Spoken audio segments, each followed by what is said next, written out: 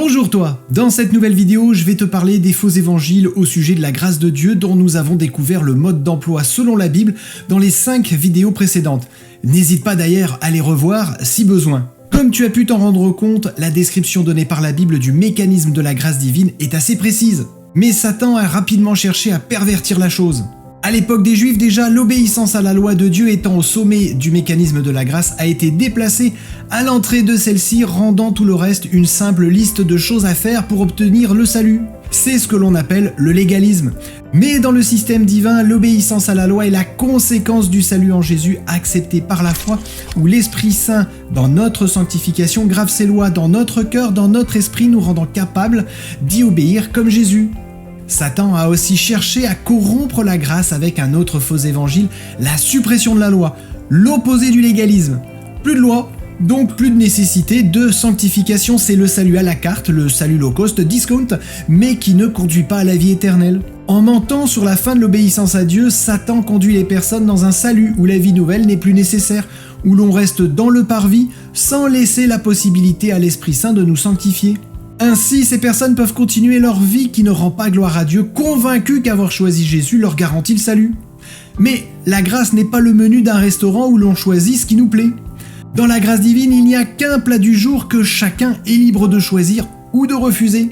Et puis, vicieux comme il est, Satan a inventé quelque chose de plus subtil, le fait d'accepter la sanctification, l'obéissance à Dieu en vue de la glorification, mais en laissant libre le croyant de choisir le signe d'appartenance à Dieu qui lui convient, prêchant faussement que ce signe importe peu, que Dieu ne regarde pas à ça, et que le croyant sincère qui veut se présenter devant Dieu peut choisir le signe de son choix, comme le dimanche, le jour du soleil institué par Satan.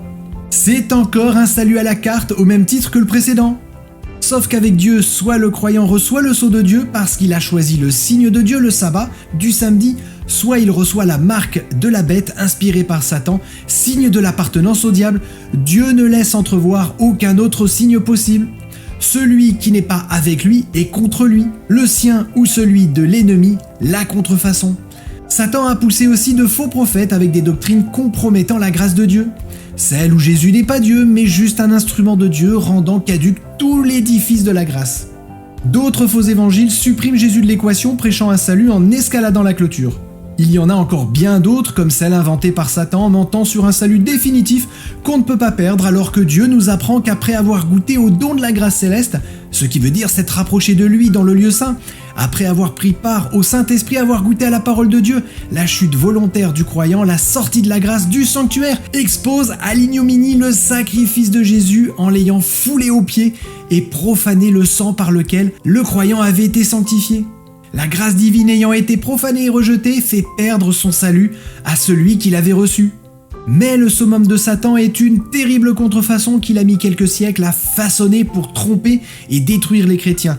C'est ce que je te propose de découvrir lors des prochaines vidéos. D'ici là, je te dis à bientôt et que Dieu te bénisse abondamment.